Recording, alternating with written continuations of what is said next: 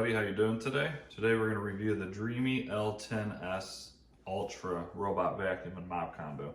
This has pretty much everything that you want in a robot mop combo, and those include self-washing of the mopping pads. It self-empties the dirt into the bag as well. The rotating mopping pads automatically lift so it does not engage with carpet at all. It has object avoidance, literally everything that you want as of right now in a robot. It's also very well priced, and when it's on sale, you can get this for right around $1,000. I say the biggest competition for this is its sister company, the Roborock S7 Ultra, and I will be doing a comparison video on that after this video. So we're gonna send it out. It's gonna clean my kitchen dining room area, and then an area on carpet where I put down a little bit of debris, and we will see how well this guy cleans. Then I'll compare it to some of the other ones I have. But I have very high hopes. I'm thinking from the specs and everything, I might be calling this my favorite one out there ever. But let's do this review and find out. If you're new to this channel, please do me a big favor. Go ahead and like this video and subscribe. It's completely free, and I would love for you to join this channel. Not really a big mess, just put down some Fruity Pebbles like I always do. Very easy to see on camera. And then I still have the leftover stains here from when I put the iRobot J7 Plus combo through this. And ultimately that thing, as you can see, failed. Now these are very dried on now. Honestly, I don't expect this to get this up either, because I haven't had a robot yet ever get up dried on stains like this. But we'll see how well it does. And then we're just gonna do a simple carpet test. This is a very thick carpet. As you can see, there's quite a bit of Fruity Pebbles. I expect this carpet to look perfect after it comes in off of one run. All right, let's go ahead and send this guy out. And let's go ahead and see how well this guy does. Start selected room cleaning.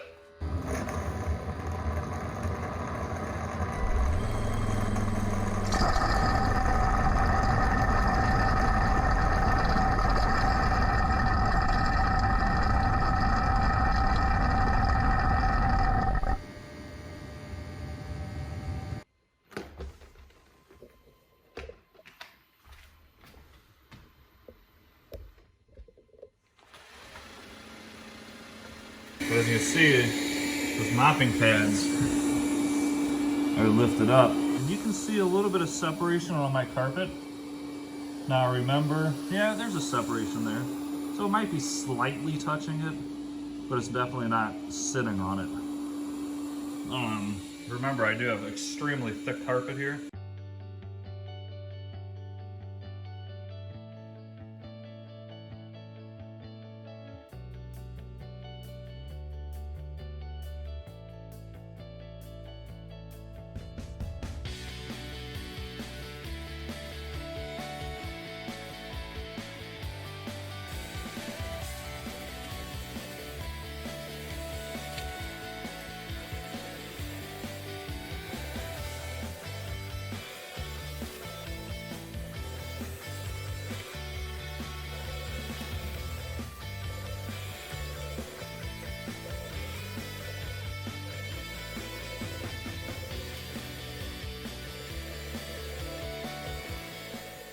Alright, everybody, here is the object avoidance. It barely touches the fake dog poop there, but I'd say overall that's kind of a pass because it does recognize it and pretty much avoids it. Now it moves on to the cable, where it appears like, okay, it's seen it good enough, but then it just ultimately fails and eats it. So that's a big problem with the cable. Now the most important thing, of course, to me is the dog poop. Let's see how it does with the third piece.